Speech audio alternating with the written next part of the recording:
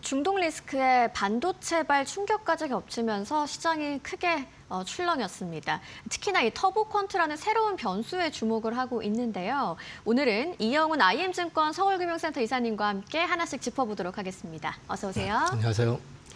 네, 뉴욕 시장 마감 상황 한번 이야기해보면서 이야기 시작해 볼 텐데요.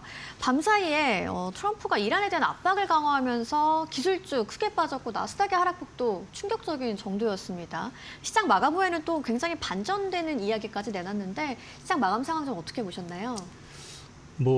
오늘 미국 증시는 그냥 이란 쇼크가 전체를 지배했다고 볼 수 있고요. 네. 그래서 이제 미국 국채금리 지금 30년물 같은 경우는 4.9%를 다시 넘어섰고 10년물이 지금 4.4를 넘어선 상태. 네. 그러면서 미국의 이제 빅테크들 다 이제 급락을 했고요.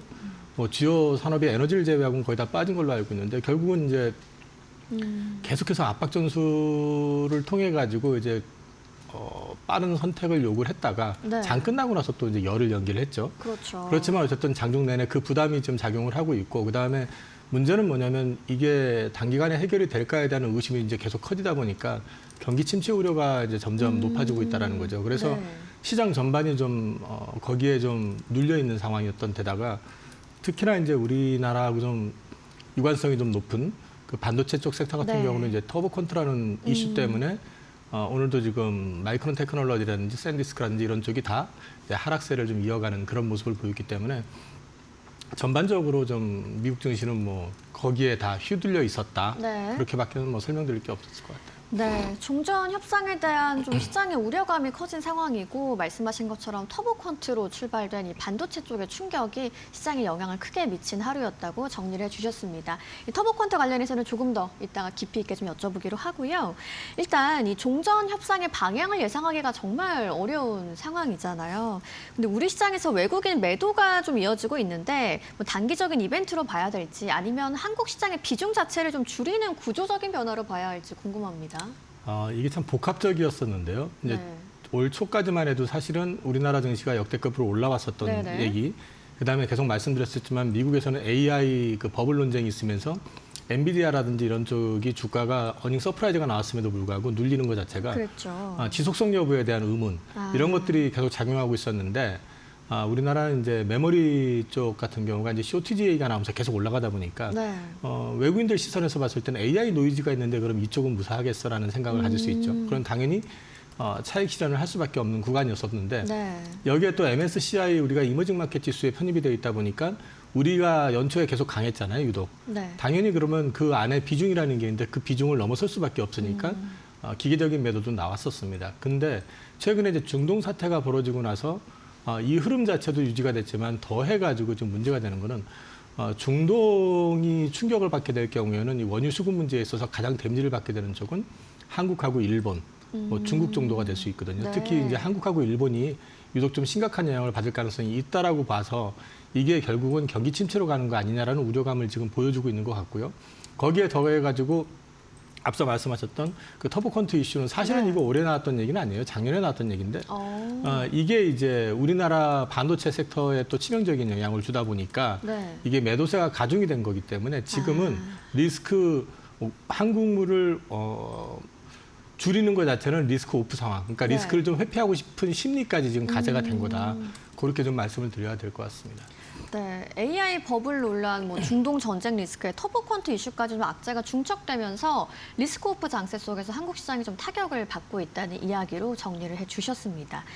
저희가 터보컨트라는 단어를 좀 계속 언급을 하고 있는데 방송에서도 좀 전해드리긴 했습니다만 아직도 좀 낯설어 하시는 분들도 계실 것 같고요.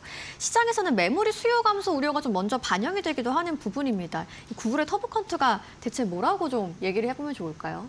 데이터를 쉽게 말씀드리면 복잡하게 설명할 게 아니라 쉽게 그냥 일반인들이 이해할 수 있는 거면 네. 데이터를 압축시켜가지고 소위 메모리의 사용량을 이제 줄이겠다는 거거든요. 근데 이게 사실은 이제 발표가 된 거는 작년 4월입니다. 구글에서 네. 발표가 된 거고요. 근데 이제 이게 동일한 메모리로 이제 6배 정도를 더 긴 컨텍스트를 만들어낼 수 있다. 그러니까 다시 말해가지고 용량 처리를 6배를 늘릴 수 있다는 네. 얘기거든요. 그러니까 그렇게 되면은 메모리의 수요가 줄어들 거 아니냐. 그럼 메모리 쇼티지로 인한 공급난, 비용 부담 이걸 줄일 수 있을 거 아니냐라고 해서 그렇게 되면은 여태까지 우리가 메모리 업체들의 주가 폭등의 근거는 뭐였냐면 메모리 쇼티지, 올해도 쇼티지, 내년도 네네. 쇼티지 이거였잖아요. 그래서 역대급 실적. 이거에 대한 이제 의문점이 붙은 거죠. 그렇군요. 그런데 이게 앞서도 말씀을 드렸지만 구글에서 발표한 거고요. 작년 4월에 발표한 내용입니다. 근데 왜 올해 작년 4월인데. 네. 갑자기 이렇게 부각이 됐느냐. 네, 그러게요. 첫 번째는 많이 올라 있죠, 지금. 작년 4월만 해도 우리가 삼성전자 주가 얼마인지 대충 기억나십니까? 그때 어느 5만 정도였죠? 원대였죠. 아, 첫 번째. 네. 두 번째는 이 노이즈가 심각해지면요. 네. 소위 말해서 이제 주변 경기가 불안해지게 되고 글로벌 환경이 불안해지게 되면 야 걱정하지 마 아무 문제 없어가 먹히는 게 아니고 조금만 그거 좀 문제 있는 것 같은데 하는 순간 시장에서는 예민하게 받아들이죠. 민감해지는 거죠. 그렇죠. 네. 그러니까 이게 바로 주가가 많이 올라 있는 상태에서 네. 이런 예민한 문제가 발생이 되니까 그래? 라는 문제가 발생이 된 거고요. 네. 여기에 더해가지고 앞서도 말씀을 드렸었지만은 미국에서는 계속해가지고 AI 노이즈가 있었잖아요. 네. 그걸 무릅쓰고 올라왔던 거잖아요. 그런데 이 얘기까지 나오게 되면은 여태까지 올라왔던 논리에 대해서 심각한 의문을 갖게 되는 거죠. 맞고 틀리고는 둘째 문제고. 네. 그러면 리스크 관리가 들어갈 수밖에 없게 되니까 자연스럽게 매도가 나오는데 문제는 뭐냐면 이게 작년에도 비슷한 거 있었습니다. 네. 그게 뭐냐면 딥시크 사건 혹시 기억하세요? 아, 그렇네요.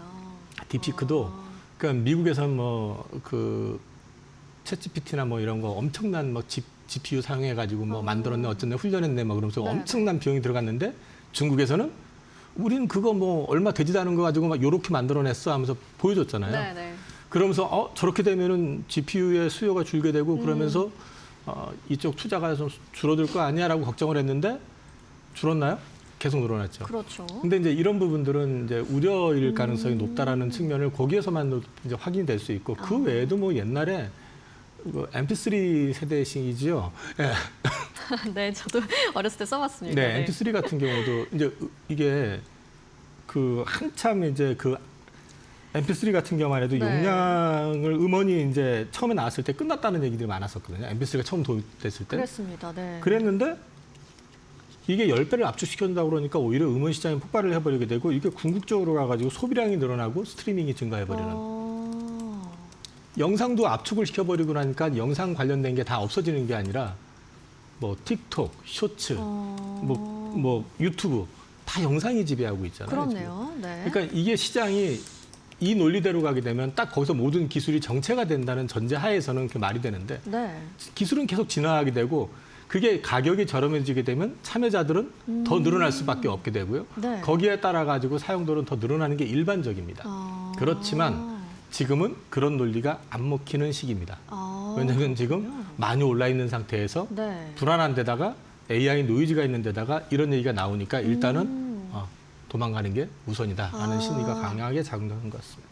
네, 뭐 이전 사례를 좀 거슬러 올라가 봐서 딥시크부터 MP3 이야기까지 좀 나누면서 얘기를 정리해 봤는데요. 근데 월가에서는 이제 AI 확산이 촉진되면서 장기적으로 봤을 때는 수요에 긍정적이다라는 부분까지 좀 이야기를 해주신 거죠. 그렇죠. 알겠습니다. 그래서 복합적인 리스크가 겹치면서 현재로서는 좀 투심이 위축된 영향이 좀 컸는데요. 메모리 수요 둔화 우려와 관련을 해서 지금처럼 좀 심리가 흔들리는 구간이 좀 발생을 하고 있습니다. 그렇다면 뭐 소부장 쪽으로는 대응을 어떻게 해봐야 될지, 파운드리 쪽은 괜찮은 건지 이런 거 많이들 좀 우려하실 것 같아요. 소부장 같은 경우는 그러면 거꾸로 지금 했던 논리대로 접근을 하게 되면 메모리 네. 수요가 줄어들게 되면 투자를 계획했었던 것도 당연히 줄어들게 될 것이고 네. 그렇게 되면 소재나 장비 업체들의 공급량이 늘어날 걸 기대했던 게 이제 반대로 간다고 생각하니까 당연히 빠지겠죠. 네. 그런 측면은 분명히 있습니다. 지금은 사실은 소부장뿐만 아니라 뭐 삼성전자, 하이닉스, 공이 지금 다 어려운 상황이거든요. 근데 이제 소부장 같은 경우는 특히 삼성전자하고 하이닉스의 영향을 더 받으니까 네. 하락폭이 더 클 가능성이 있죠. 그런데 지금 시점에서 대응 방법이라고 한다면은 글쎄요, 지금은 뭐 사실은 앞서도 말씀드렸지만 펀더멘탈의 이슈가 아니고 센티의 이슈 문제거든요. 그러면 이게 안정이 되는 시점을 찾아야 되는데 적적인 대응보다는 일단 시장을 좀 지켜보시는 게 맞을 것 같고요. 네. 그다음에 이 소부장 같은 경우도 핵심이 있어요. 그러니까 대체 불가능하고 그다음에 앞으로 계속 투자를 해야 되는 쪽 예를 들어 가지고 방금 말씀 노이즈가 됐었던 터보콘트만 하더라도 네. 이거는 사실은 일반 메모리 쪽의 감소를 우려하는 얘기들이지 HBM하고는 사실은 무관합니다. 그렇게 얘기하면 또 이상하지만 네. 아무튼 그렇게 되면 HBM 쪽에 투자는 줄어들지 않을 가능성이 높죠. 네. 그런 식으로 접근을 한다고 하면은. 그래서 이제 이런 쪽으로 해서 이제 진입장벽이 높은 소부장 쪽이 주가가 많이 빠지면 그런 쪽에는 관심을 가져보실 만하다. 그렇지만 지금은 무엇보다도 시장의 센티가 좀 불안정한 상태이기 때문에 빠졌다고 덤비는 것보다는 안정되는 걸 좀 확인하실 필요가 있다. 네. 뭐 그렇다면은 뭐 결국 심리적인 영향이 크지만 뭐 경쟁력이나 진입 장벽이 있는 영역은 좀 유효하다는 말씀으로 볼 수 있겠네요. 네, 그것도 있지만 또 한 가지는 지금 우리가 지금 반도체만 얘기해서는 안 되는 게 네. 중동 사태가 불러오는 나비 효과라는 거는 지금 유가가 지금 얼마에서 안정이 될지 모르는 상황이잖아요. 네. 이거는 지금 경기 침체를 우려하는 거고요. 경기 침체는 결국 소비 위축을 가져오고 소비 위축은 기업의 투자 위축을 가져온다는 거죠. 그러면 AI 투자가 지속될 수 있겠느냐에 대한 또 궁극적인 의문을 제기하게 되는 거거든요. 네. 그래서 이런 부분들이 결국은 전쟁하고 다 연관이 돼 있기 때문에 지금은 그렇다고 해서 싸다 해서 들어가시는 것보다는 조금 점검을 해보실 필요가 있다는 거고 관심은 그래도 핵심주 위주로만 보시라. 네, 그렇게 말씀을 드리겠습니다. 알겠습니다. 뭐 파운드리 역시 같은 흐름으로 봐서 좀 보수적으로 접근을 해야겠네요. 파운드리 관련된 건 우리나라는 사실 별 의미가 없죠, 지금은요. 네. 주로 다 TSMC가 하는 거기 때문에. 네, 알겠습니다. 네. 참 반도체가 흔들리는 상황을 지금 뭐 예의주시할 수밖에 없기는 한데 뭐 특정 피난처보다는 순환매 흐름으로 좀 보는 시선도 있는 것 같고요. 그리고 이제 코스닥 이야기를 한번 해보도록 하겠습니다. 코스닥 바이오가 좀 굉장히 강하게 움직이고 있습니다. 삼천당 제약의 급등세가 정말 놀라울 정도인데요. 뭐 이 흐름을 섹터 전반의 반등으로 봐야 할지 아니면 그냥 개별 이벤트 중심으로 봐야 할지도 궁금합니다. 삼천당 제약의 독주는요, 기존의 우리나라 바이오텍하고 수익 구조가 다르기 때문에 확산은 안 되고 있습니다. 네. 삼천당 제약만의 급등이라고 보시는 게 맞을 것 같아요. 기존의 바이오텍들 같은 경우는 기술을 개발을 해서 기술 이전을 통해 가지고 네. 계약금하고 마일스톤을 받고 그 단계에 따라서 최종적으로 이루어질 때는 시작이 나올 때는 이제 성과에 따른 로열티를 받는 구조인데 삼천당 제약은 자체 기술로 제품을 개발하는 단계에 있고요. 그 개발해가는 제품을 글로벌하게 지역별로 팔 수 있는 판권을 지금 가지고 영업을 하는 겁니다. 그러면 생각하기에 따라서는 이 매출의 가시성이라는 게 신약 기술을 우리가 이제 기술을 개발을 해가지고 진행해서 단계를 거쳐가는 거는 임상 3상까지 가는데 걸리는 시간이 못 걸려도 10년, 7년에서 10년이거든요. 네. 근데 이 경우에는 사실은 생각보다 빠른 시기에 올 수 있다라는 기대감. 그게 또 비만 치료제라든지 그다음에 또 최근에 나온 거는 경구용으로 키트루다 제형을 만들겠다는 얘기들도 네. 나왔던 것 같아요. 그러면 이런 것들이 구체화된다고 그러면 시장에선 좀 놀랄 만한 얘기들이죠. 네, 그래서 이제 그러네요. 그런 것들이 이제 기대감으로 좀 많이 올라가는 거기 때문에 이게 확산은 아니라고 보셔야 되고요. 네. 오히려 제약 바이오가 확산이 되는 거는 엊그저께 나왔죠. 저기 알테오젠이 8,500억짜리 그 라이센스 아웃 계약을 바이오젠하고 한 게 있습니다. 이런 식으로 기술 이전을 한 회사들이 하나 둘씩 나타나는 게 제약 바이오 섹터에는 좀 온기를 불어줄 수 있는 그런 영향을 더 많이 줄 수 있는 거다. 그렇게 말씀드리겠습니다. 네. 뭐 삼천당 제약을 수익 구조에서 차별화되는 부분이 상당히 좀 중요하다고 말씀을 해주셨고요. 뭐 전반적인 투심은 그래도 뭐 알테오젠을 비롯해서 좀 개선되는 모습은 있는 것 같습니다. 일단 금리 인상 가능성에 대해서 요즘 걱정들을 많이 하는데 네. 지금 바로 금리 인상을 하기에는 주변 환경이 만만치 않습니다. 그렇기 때문에 이제 금리 인상 기대감이 아니라 우려감이 생각보다는 좀 크지 않을 거다라는 센티적인 어떤 그런 측면도 좀 있고요. 네.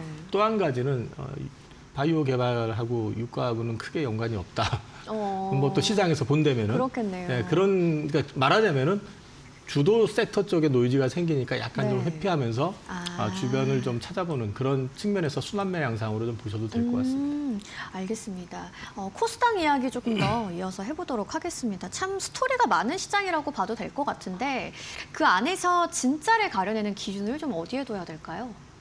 이 코스닥은 근데 사실은 진짜를 가려내기가 쉽지 않습니다. 그걸로. 그런가요? 왜냐하면 이제 내러티브가 되게 강한 네. 시장이고 또 한 가지는 바이오를 예를 들어서 말씀을 드려도 그 자체적으로 각자 자기네들이 말하는 바이오 기술을 개발하고 있는 건 자기네가 진짜라고 얘기하지만 그걸 검증할 수 있는 방법은 제한돼 있잖아요. 그렇기 때문에 이제 제가 계속 말씀드리는 거는 바이오 섹터를 보시더라도 글로벌 빅팜 쪽하고 협업이 되고 있다든지 네. 기술 이전 경험이 있다든지 이런 거라든지 아니면 소비자 가운데서도 주요 우리나라 이제 빅테크 쪽하고 직접 관련이 있고 그다음에 앞서도 말씀드렸지만은 대체 불가능할 정도의 어떤 경쟁력을 갖고 있다든지 네. 이런 것들을 좀 찾으셔가지고 접근하시는 수밖에 없고요. 아. 실제로 근데 주가를 움직이는 걸 보면 그런 것보다는 내러티브로 움직이는 것들이 워낙에 많기 때문에 네. 그 부분에서는 내러티브만 쳐다보셨다가 또 다칠 수가 있기 때문에 그 부분은 기술적으로 접근이 가능하신 분에 한해서 대응하셔야지 일반인들이 섣불리 대응하셨다가는 크게 다치실 수도 있습니다.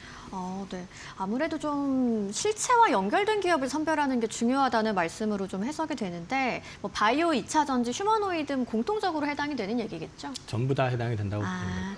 알겠습니다.